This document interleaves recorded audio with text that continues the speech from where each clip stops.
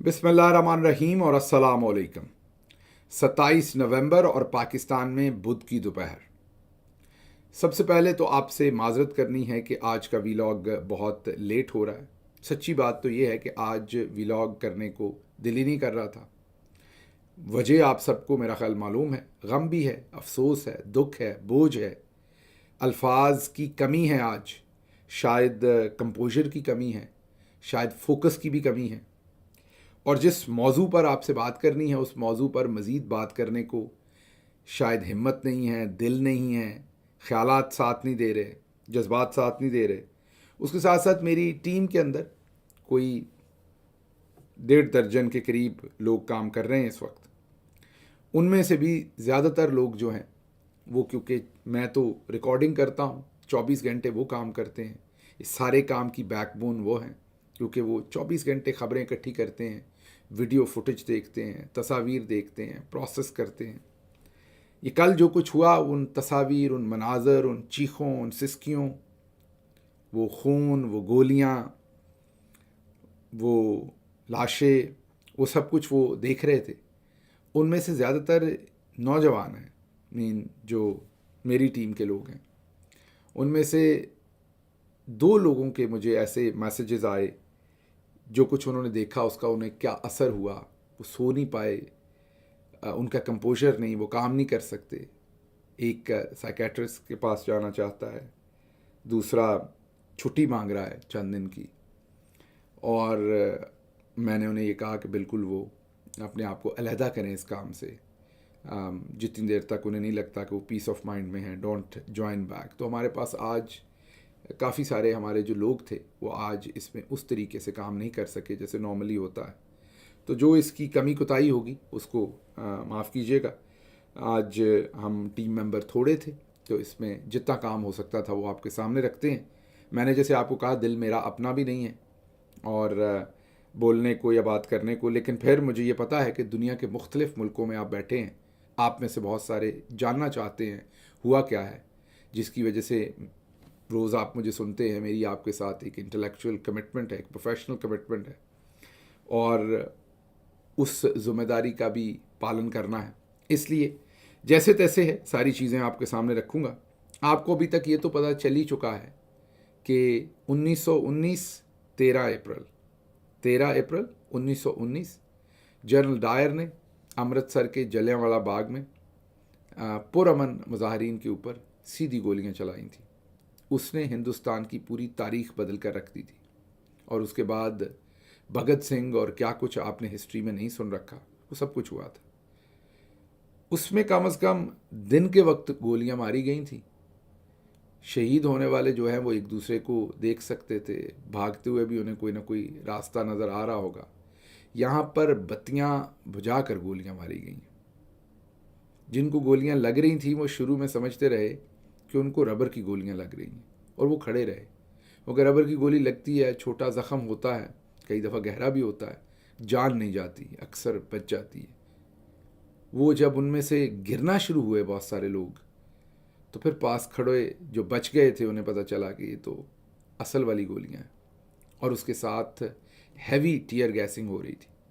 लेकिन उससे पीछे अगर हम जाएं तो तकरीबन 3 बजे के करीब कल 26 तारीख को हमारा ये जो काफ़िला था ये डी चौक में पहुंचा, और उसके बाद वहाँ से कंटेनर के ऊपर से जो हमारी अफवाज के एहलकार थे उन्होंने स्पीकर से ऐलान किया कि अगर आप पुरअमन रहेंगे तो आपको कोई कुछ नहीं कहेगा, आप महफूज हैं, फ़ौज आप पर गोली नहीं चलाएगी।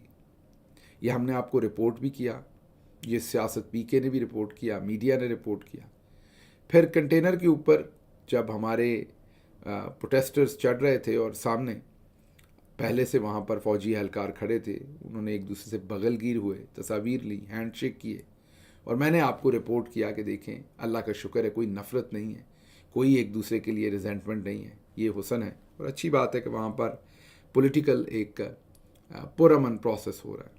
ये सब कुछ चल रहा था, मैंने आपको बताया 3 बजे, रात 10 बजे तक ये सब तकरीबन ऐसे ही चलता रहा। ख़बर आई थी, मैंने आपको रखी भी थी खबर, कि सब सहाफ़ी कह रहे हैं कि बहुत बड़ा ऑपरेशन होने जा रहा है, हर तरफ से ये इत्तलात थी।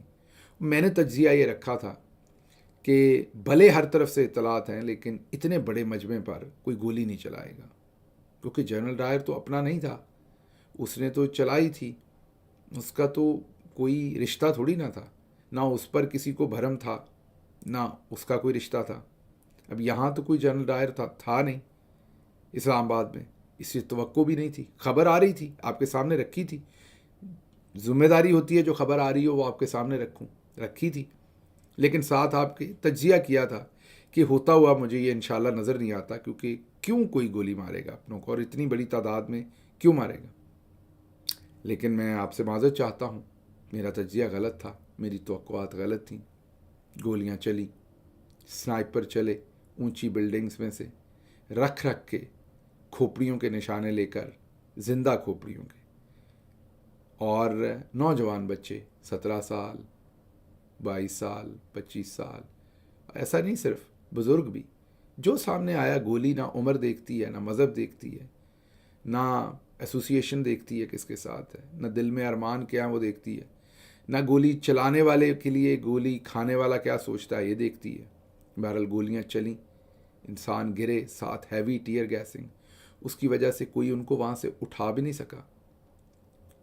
आपको ये भी हमने दिखाया कि कैसे खून ही खून था सड़कों के ऊपर, जो जगह देखी गई। अब डेड बॉडीज़ कितनी हैं इसके ऊपर अभी तक बहस चल रही है। उसकी वजह यह है कि लावारिस हैं। अब आप कहेंगे आप क्या कह रहे हैं, लावारिस क्यों हैं? उनके माँ बाप हैं। माँ बाप तो हैं, लेकिन वो जमहूरियत के लिए आए हुए बच्चे हैं, इसलिए लावारिस हैं। वारिस होते तो आप देखते हैं, जिनके वारिस होते हैं वो तो अभी तक गिन गिन के बदले भी ले लेते हैं। वो तो उनकी तो बेजान अमारत को कोई कुछ कह दे तो वो उसका सालों पीछा नहीं छोड़ते, और कोर्ट मार्शल और क्या कुछ नहीं होते। पूरा मीडिया, पूरा पाकिस्तान उन अमारतों का शोक करता है। यहाँ जिंदा जानें भून दी गई, लेकिन अभी तक कोई उनकी ना लाशें दे रहा है ना मान रहा है। अब इनके अपने जो टाउट सहाफ़ी हैं, उन्होंने इन जानों के ज़िया के वक्त जो ट्वीट किया उसमें ये बताया कि 100 लोगों के सर खोल दिए गए हैं, क्योंकि ज़्यादातर को गोलियां या जो हमें रिपोर्ट हुए हैं वो खोपड़ियों में लगी हैं। तो उससे अंदाज़ा होता है कि ये, हम ये कह ही सकते, सर खोल दिए जब उन्होंने कहा तो लगता है कि ये उसी तरफ इशारा कर रहे हैं, तो शायद 100 लोग हैं। अब ग्राउंड पर मीडिया से बात करते हैं तो वो कहते हैं 100 से भी ज़्यादा हैं शायद। कोई कहता है नहीं 60-70 है, कोई कहता है 200 भी हैं। मुझे किसी ने मैसेज किया हुआ है, उसने कहा है 200 है। अब अगर हम देखें तो जो पोली क्लिनिक की हमारे सामने लिस्ट है, उस लिस्ट में ज़ाहिर है गवर्नमेंट का हॉस्पिटल है, बहुत सारे लोग वहाँ पर गोलियां खाकर आए, जो तो वहाँ पर शहीद होकर आए उनके बारे में उन्होंने लिख दिया। जो वहाँ पर आके बाद में शहीद हुए, उन्हें जब रिसीव किया तो वो ज़िंदा थे, तो हॉस्पिटल ने उन्हें गन शॉट लिखा। बाद में ज़ाहिर है वो जब उनकी वफ़ात हुई, शहीद हुए, तो वो तो बाद में अपडेट होगा रिकॉर्ड। अब वो हॉस्पिटल कह रहा है कि हमारे पास कोई हलाकत नहीं है, कोई नहीं आया। फिर उसी वक्त कुछ सहाफ़ियों ने बताया कि बहुत सारी एम्बुलेंसेज आई हैं और डेड बॉडीज़ को लेके जा रही हैं।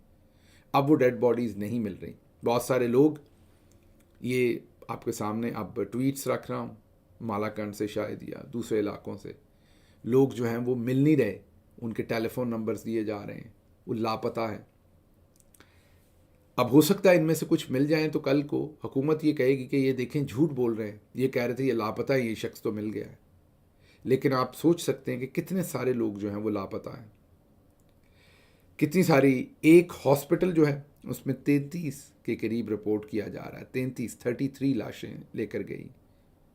और वो वहाँ पर जो लाशें दिखा रहे हैं, मैं आपको वीडियोस नहीं दिखा सकता, ग्राफिक हैं बहुत, यूट्यूब उसको परमिट नहीं करता, ये वीडियो ब्लॉक हो जाएगी, वो ग्राफिक मैं विजुअल्स रखूँगा तो आप मेरा तज्जिया भी नहीं सुन सकेंगे, कुछ भी नहीं सुन सकेंगे। तो वो बात कर रहे हैं, वो जो दिखा रहे हैं, जो वहाँ पर मुलाजमत कर रहे हैं उस सर्द खाने में, वो बता रहे हैं कि 33 लाशें, गालिबन वो उस पर कमेंट्री कर रहे हैं शायद रिपोर्टेडली। अब एक वीडियो आपको दिखानी है, ये ज़रा देखिए। ये कंटेनर के ऊपर ये नौजवान नमाज पढ़ रहा है, दुआ कर रहा है। दुआ अभी अधूरी थी, दरमियान में थी। उसको कहा भी जा सकता था, पकड़ के नीचे भी लाया जा सकता था। चलें, ज़्यादा गुस्सा था, 2-4 लाठियाँ मार लेनी थी उसको, ये नहीं किया गया। उसको वहाँ से उठा के नीचे फेंका गया। वो बचा एक दफ़ा, जब फेंका गया तो उसने कंटेनर को हाथ डाला, लेकिन उसके गुस्सा बहुत था, उस पर गुस्सा बहुत था। शायद ऊपर चढ़ के नमाज़ पढ़ रहा था इसलिए गुस्सा था, या शायद जो मांगने आया था इस्लामाबाद में वो इतनी बड़ी चीज़ थी, इतना गुस्सा था उस पर, गुस्सा बहुत था। अब देखें, जब उसको गिराया है उसके बाद उसने हाथ डाले हैं उस कंटेनर को, उन हाथों को भी छुड़वाया गया है। गुस्सा था बहुत, नीचे गिरा है, रिपोर्टेडली सीधा गर्दन ज़मीन पे लगी है, गर्दन वहीं टूटी है, वहीं पर उसकी रिपोर्ट कर रहे हैं कि जान चली गई है। सीधी गोलियां, आंसू गैस, सब कुछ हुआ। अब्दुल कादर, जो उससे पहले 26 नंबर चुंगी पर जिनको शहीद किया गया था, उनके भाई के आपने बयान सुन लिया था। उन्होंने बताया था कि कैसे उसके भाई को शहीद किया गया। अब उनके जनाजे के ऊपर एक पैगाम है, क्योंकि उनका गालिबन 7 साल का बच्चा है, उनका एक पैगाम है, वो ज़रा सुनिए। मेरे भाइयों दोस्तों, ये नौजवान इस मुल्क के लिए, इस कौम के लिए, अपने मुस्तकबिल के लिए, अपने बच्चों के मुस्तकबिल के लिए आज कुर्बान हो चुका है। सिर्फ इस पार्टी के लिए कुर्बान हो चुका है। मैं बता नहीं सकता कि इन जालिमों ने कितना जुल्म किया है हम पे। ये आज इसके बच्चे, 7 साल का बड़ा बच्चा है, वो अपने बाबा का खून किसके हाथ पे तलाश करे? कौन जवाब देगा इसके खून का? कौन हिसाब देगा इसके खून का? कौन देखेगा इसके बच्चों को? क्या ये बच्चे इस रियासत के बच्चे नहीं है? क्या इस कौम के बच्चे नहीं है? ये जुल्म, ये जबर खुदारा बंद करें। ये अवाम के हकूक अवाम को दें। अवाम रोटी के लिए तरस रही है और आप अपने लोगों को मारने पे लगे हो। शर्म आनी चाहिए आप लोगों को। अल्लाह इस नौजवान की मग़फ़िरत करे, इस मुल्क को अल्लाह इन गाज़िबों से बचाए। सुन लिया आपने, ये उनके जनाजे की बात थी। अब आगे क्या होगा आप ये जानना चाहते होंगे। ये सब कुछ तो हो गया, वहाँ पर जो कत्ल व गारत हुई, और उसके बाद जब लोग डिस्पर्स हुए तो जो रिपोर्ट किया जा रहा है ग्राउंड से कि बुशरा बीबी को भी जाके कहा गया कि सारे लोग चले गए, वो वहाँ से जाना नहीं चाहती थी, जो मुझे इन्फॉर्मेशन है। अभी उन्होंने थोड़ी देर में एक प्रेस कॉन्फ्रेंस करनी है, वो करेंगी तो पता चलेगी वो जो बात बता रही हैं। उनकी बहन ने 2-3 ट्वीट किए हैं, बुशरा बीबी की बहन ने सुबह से, कि वो अपनी बहन से रब्ता करने की कोशिश कर रही हैं, उनसे बात नहीं हो रही उनकी। और जो मुझे ग्राउंड से जर्नलिस्टों से पता चला कि वो रात के 12:30-1 बजे तक वहीं थी। ये 10 बजे सब कुछ शुरू हुआ, ये कत्ल गारत, और वो 12:30-1 बजे तक वहीं थी। उसके बाद पता नहीं उन्हें अबडक्ट किया गया है, गिरफ्तार किया गया है, या उन्हें मिसगाइड किया गया कि सारे लोग चले गए यहाँ से, क्योंकि लोग उस टाइम वहाँ से तो निकले हैं बेचारे, गलियों में इधर उधर छुपे हैं जाके, सीधी गोलियाँ और ये सब कुछ चल रहा था। तो बहरहाल मुख्तसर ये है कि किसी ने ये कभी सोचा नहीं था कि जैसे जलियांवाला बाग में 1919 में 13 अप्रैल को हुआ, या जैसे 1989 में चाइना में हुआ था, ऐसा पाकिस्तान में होगा। ये किसी ने सोचा नहीं था। आप इसे बेवकूफ़ी कह लें, हमारा एतमाद कह लें, हमारी मिलिट्री के ऊपर हमें लगता है कि वो हमारा अपना इदारा है। मैं तो हर व्लॉग में कहता हूँ कि हमारा फ़ख्र है, लेकिन शायद हम उनका फ़ख्र नहीं है। तो ये सब कुछ हुआ। मैंने कल एक रिपोर्ट की थी आपको, जो रेंजर्स के अहलकारों की नमाज जनाजा की मैंने आपको तस्वीर दिखाई थी, और मैंने आपको कहा था कि इन तस्वीर से, और फिर मैंने एक वीडियो रखी थी जिसमें उन एहलकारों की जिस तरीके से जान गई थी वो सारा कुछ आपके सामने रखा था। उसके बावजूद मैंने कहा था कि अगर ये वीडियो सामने ना आती तो सोचिए हमारे साथ क्या किया जाता। मैं गलत था, वो वीडियो सामने आने के बाद भी हमारे साथ वही किया गया। मतलब हमारा कसूर नहीं था, लेकिन फिर भी वही किया गया। अच्छा, बात यहाँ नहीं ख़त्म हुई। बात अब ये है कि अब मुबैना तौर पर रिपोर्टेडली लाशें गायब की जा रही हैं, रिपोर्टेडली लाशें देने से इनकार किया जा रहा है। हॉस्पिटल कह रहे हैं यहाँ कोई फौत ही नहीं हुआ। लोग मिसिंग हैं, लोग अपने प्यारों को ढूंढते फिर रहे हैं। बहुत सारे लोग कहते हैं कि एहतजाज जो है वो जारी रखना है। एहतजाज एकदम से मुलतवी कर दिया गया। हमारी कोई कमेटी उस पर नहीं बैठी, हमारा कोई डिसीजन नहीं हुआ। मुझे नहीं पता कि वो जाहिर है हमारी जमात में से मेरा ख्याल शायद फिर कोई सीनियर्स ने उसे मुलतवी किया। उन्होंने अपने हिसाब से बेहतर फ़ैसला लिया। मेरे हिसाब से तो दो पॉलिसीज़ होनी चाहिए, या मुफाहमत की या मज़ाहमत की। मैं अमूमी तौर पर आपको शायद लगता हॉकिश होऊंगा, लेकिन मैं हूँ नहीं। मैं ये समझता हूँ कि पॉलिटिकल पार्टीज़ दोनों में से कोई एक स्ट्रेटजी ले सकती हैं जो उन्हें अच्छी लगे। और ये मैं हमेशा अपनी जमात में कहता रहता हूँ कि अगर आपने मुफाहमत की पॉलिसी लेनी है तो लीजिए, हम भी उसके साथ चलेंगे।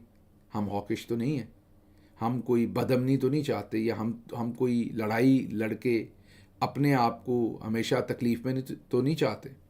लेकिन उसके लिए आपको करना ये पड़ेगा कि जो जेल में बैठा शख्स है उसको जाके मनाना पड़ेगा। ये मैंने दोबारा पहले भी कहता रहता हूँ, कल मैंने दोबारा अपनी पार्टी में रखा, आज बल्कि सुबह मैंने ये कहा कि अगर आपने मुफाहमत करनी है या मुफाहमत की पॉलिसी लेनी है तो फिर आप जाइए और जेल में जाके इमरान खान से बात कीजिए और मुफाहमत की पॉलिसी पे चलिए, हम भी चलते हैं।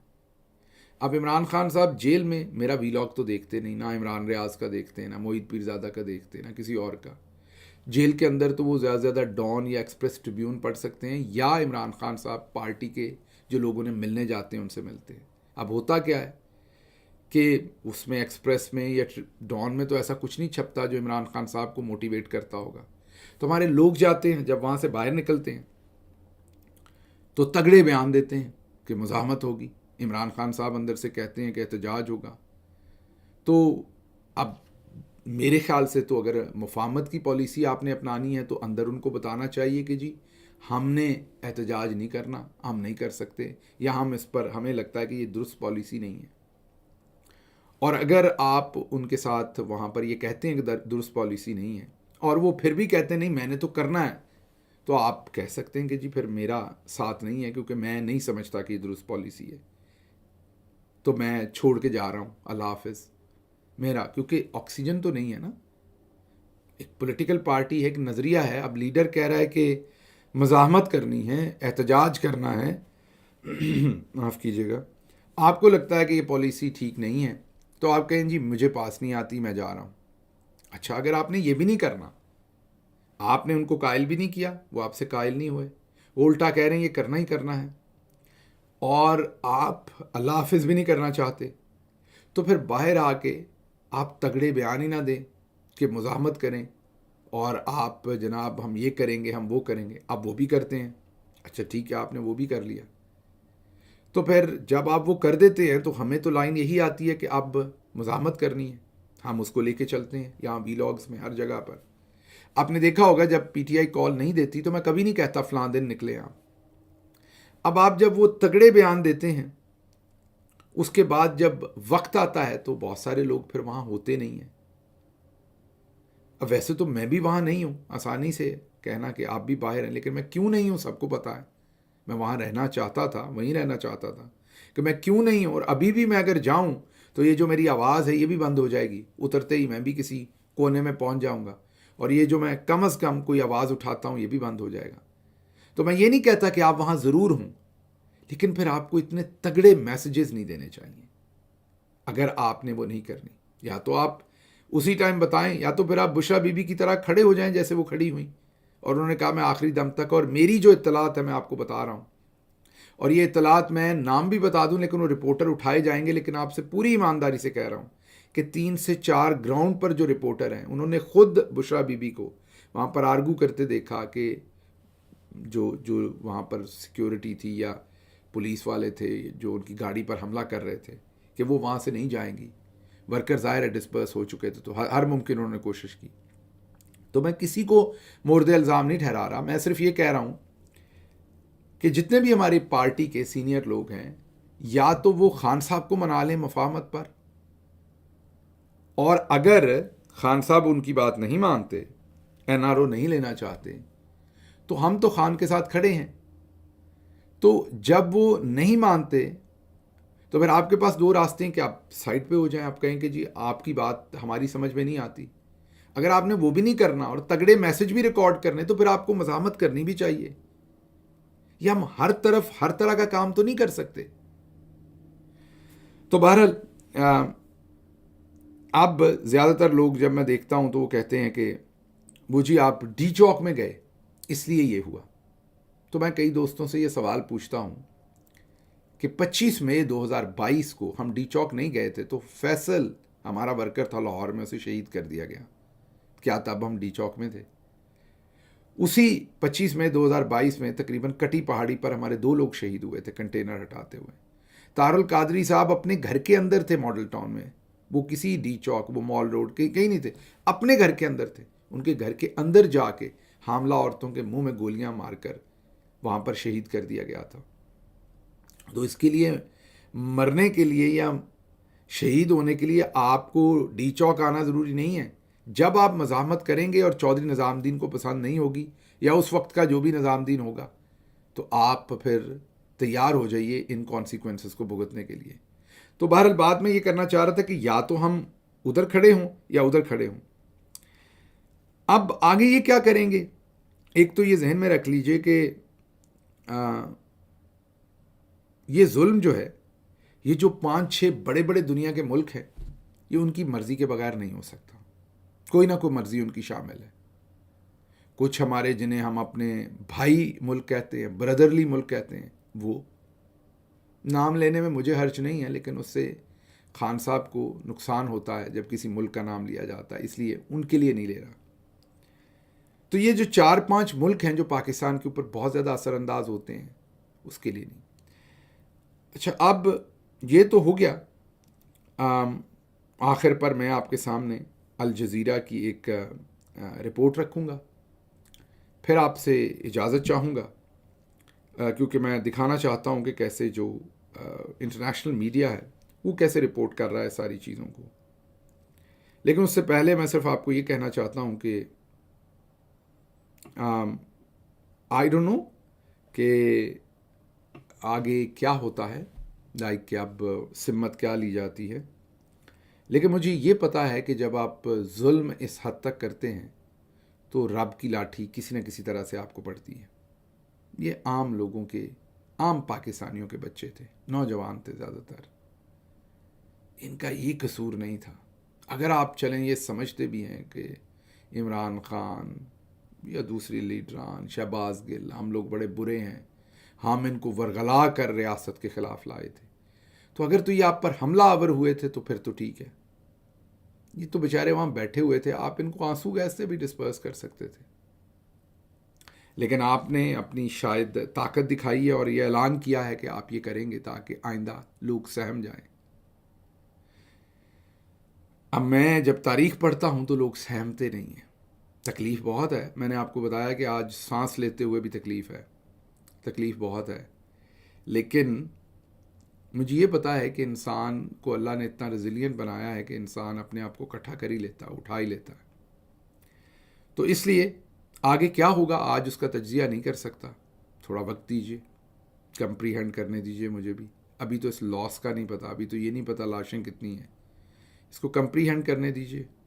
खराज तहसीन है मेरा इन तमाम लोगों को, और मैंने अपनी जमात को भी कहा है कि इनकी हमें ओनरशिप लेनी चाहिए।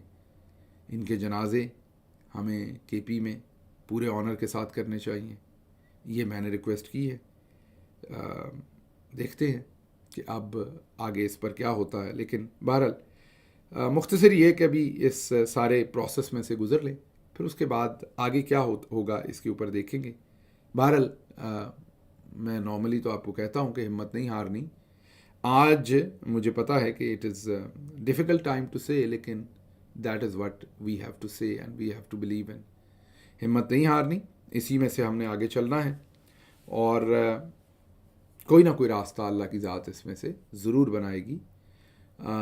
जुल्म बहुत बड़ा है और इसलिए हौसला भी उतना ही बड़ा करना पड़ना है। ये आखिर पर आपके सामने अल जज़ीरा की रिपोर्ट रखना चाहता हूँ कि इंटरनेशनल मीडिया कैसे रिपोर्ट कर रहा है। मुझे यहाँ से इजाज़त दीजिए। अल्लाह आपका हामी और नासिर हो। पाकिस्तान जिंदाबाद।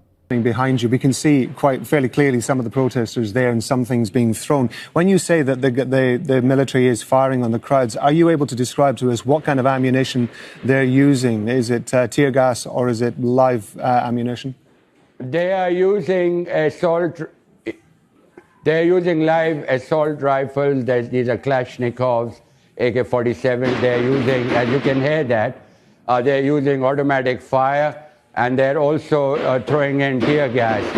As you can see, the fighting is now very close to where we are. And we've, of course, had to move in here for our own safety because you cannot walk outside. It is a thick